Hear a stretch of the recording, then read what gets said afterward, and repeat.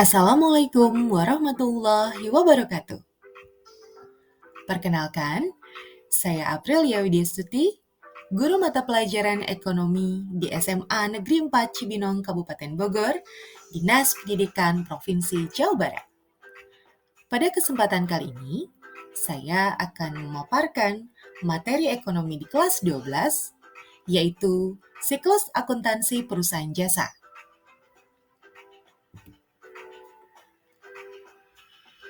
Kompetensi dasar pada materi ini yaitu menganalisis penyusunan siklus akuntansi perusahaan jasa.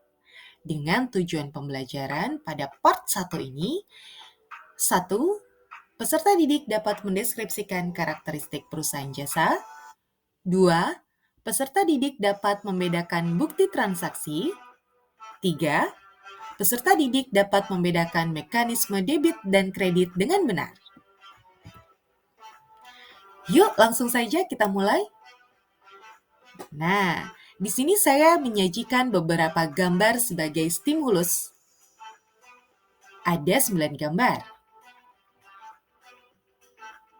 Coba kelompokkan, di manakah aku? Gambar 1, Indomaret. Gambar 2, PT Toyota. Gambar 3, Lion Air. Gambar 4, Matahari Department Store. Gambar 5, Si Cepat. Gambar 6, PT Amanah Garmen Internasional. Gambar 7, Bengkel. Gambar 8, Salon. Dan gambar 9, Giant Supermarket. Dari 9 gambar ini, yuk coba kelompokkan di manakah aku? Apakah terdapat di perusahaan jasa? Atau terdapat di perusahaan produksi? Atau juga terdapat di perusahaan dagang? Coba dianalisis. Termasuk pada kelompok manakah aku? Ya, kita sudah menemukan jawabannya. Yang termasuk pada perusahaan jasa, dari gambar-gambar tersebut kita menemukan ada 4 gambar, yaitu gambar 3, Lion Air, gambar 5, Si Cepat, gambar 7, Bengkel, gambar 8, Salon. Keempat perusahaan ini termasuk ke dalam perusahaan jasa. Mengapa? Karena perusahaan ini memberikan layanan atau menjual produk dalam bentuk jasa.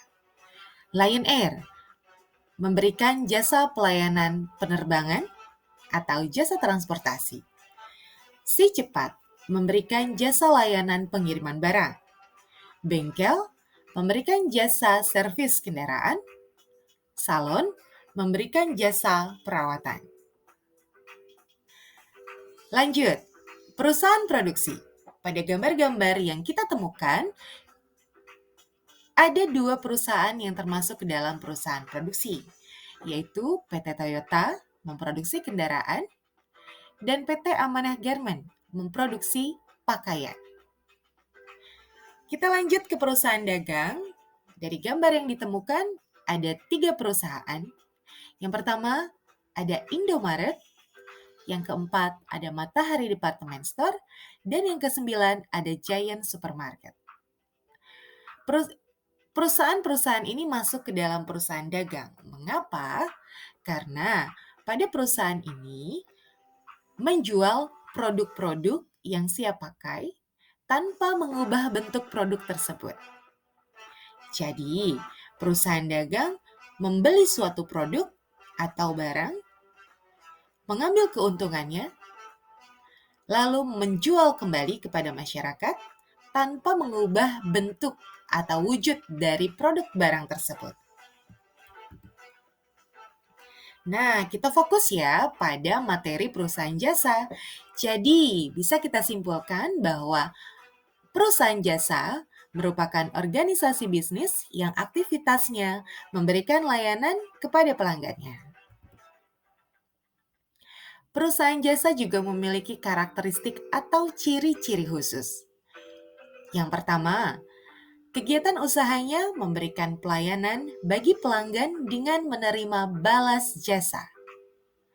Yang kedua, Pembelian barang yang dilakukan oleh perusahaan tidak diolah atau tidak dijual kembali, tetapi digunakan untuk memberikan pelayanan bagi pelanggannya. Contoh, salon. Ketika kalian datang ke salon,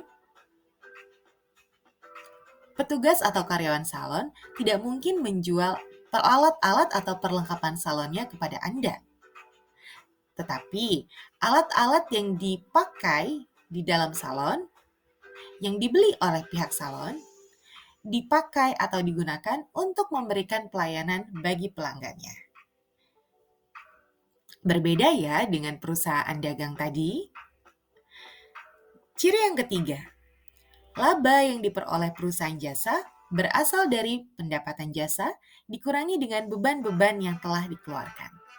Nah, di sini jika pendapatan pada perusahaan jasa lebih besar daripada beban-beban, hal ini menunjukkan bahwa perusahaan jasa tersebut akan mendapatkan laba.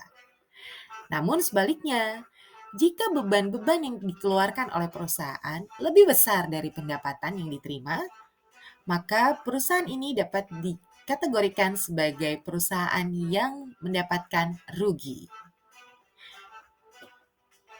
Ciri yang keempat, pendapatan yang diperolehnya berasal dari penjualan jasa. Ya, jelas, karena perusahaannya termasuk dalam perusahaan jasa atau perusahaan yang memberikan jasa layanan kepada pelanggannya. Kita akan masuk ke bukti transaksi. Di dalam perusahaan, pasti kesehariannya tidak bisa melewati bukti-bukti transaksi. Karena dalam akuntansi, bukti transaksi merupakan bukti pencatatan yang utama dalam melakukan pembukuan. Ada beberapa jenis bukti transaksi. Yang pertama adalah cek. Apa itu cek? Cek adalah surat perintah kepada bank untuk melakukan pembayaran kepada pihak yang ditunjuk di dalam cek tersebut. Nah, biasanya cek ini berkaitan dengan pihak bank ya. Yang kedua, nota. Nota adalah bukti pembelian maupun penjualan barang secara tunai. Yang ketiga, ada nota debit. Nota debit adalah bukti yang dibuat oleh perusahaan atas pengembalian barang yang telah dibelinya. Jadi, jika suatu perusahaan membeli barang, lalu ada barang yang rusak, dan dikembalikan, maka perusahaan akan memberikan bukti transaksi berupa nota debit. Yang keempat, nota kredit. Nota kredit adalah bukti yang dibuat oleh perusahaan atas penerimaan kembali barang yang telah dijualnya. Misal, perusahaan kita menjual suatu barang, lalu pelanggan mengembalikan kepada perusahaan kita. Karena barang tersebut tidak sesuai atau ada kerusakan, maka perusahaan akan mengeluarkan nota kredit sebagai bukti transaksinya. Bukti transaksi yang kelima ada kwitansi. Nah, kwitansi sudah tidak asing lagi ya di telinga. Kwitansi adalah bukti yang menunjukkan penerimaan atau pengeluaran uang secara tunai. Jadi, setiap transaksi tunai pasti akan mendapatkan bukti transaksi berupa kwitansi. Bukti transaksi ke-6, faktur. Faktur adalah bukti pembelian atau penjualan barang secara kredit. Jadi kalau perusahaan membeli suatu produk atau barang yang sifatnya masih kredit, maka yang didapat adalah faktur.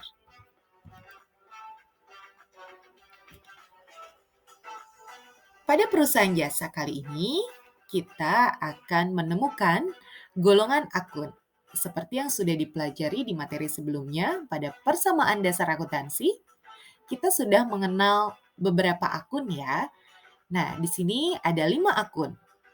Ada 5 golongan akun, yaitu harta, utang, modal, pendapatan, dan beban.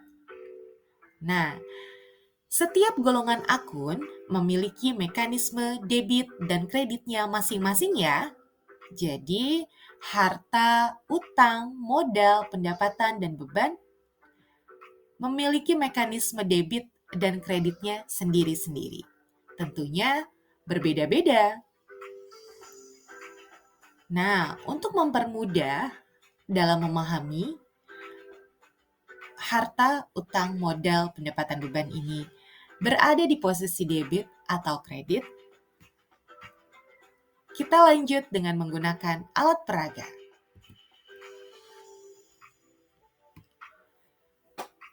Di sini ada gambar jari ya, jari tangan.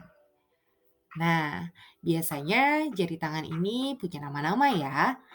Ada kelingking, jari manis, jari tengah, jari telunjuk, dan juga jari jempol.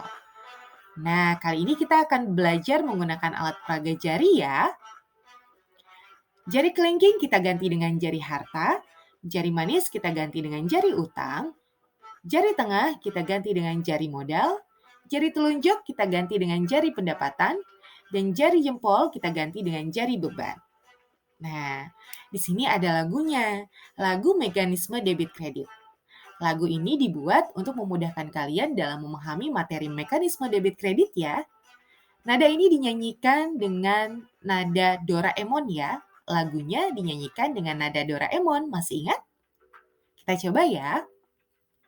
Harta, utang, modal, pendapatan, beban. Harta, utang, modal, pendapatan, beban. Harta di debit, utang di kredit, modal, pendapatan, kredit, beban, debit. Nah, itu lagunya. Makna dari lagu tersebut yaitu ada 5 golongan akun ya. Harta, utang, modal, pendapatan, dan beban. Harta akan bertambah di debit. Kebalikannya, harta akan berkurang di kredit. Utang akan bertambah di kredit, dan sebaliknya, utang akan berkurang di debit. Modal dan pendapatan akan bertambah di kredit, dan sebaliknya, modal dan pendapatan juga berkurang di debit. Beban akan bertambah di debit, dan sebaliknya akan berkurang di kredit.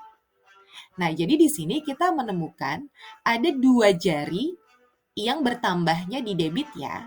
Mekanismenya atau saldo normalnya ada di debit, yaitu jari kelingking harta dan jari jempol ada beban. Nah, kalau digabungkan jari kalian seperti membentuk huruf D ya, ini artinya ada pada posisi debit. Sedangkan untuk utang, modal dan pendapatan ya, ada di jari manis, jari tengah, dan jari telunjuk. Nah, jika kita lihat jari kita seperti membentuk huruf K ya, artinya berada pada saldo normal kredit atau mekanisme kredit. Nah, demikian tadi alat peraga menggunakan jari untuk belajar akuntansi. Terima kasih sudah menyimak pembelajaran kali ini. Semoga bermanfaat. Sampai ketemu lagi.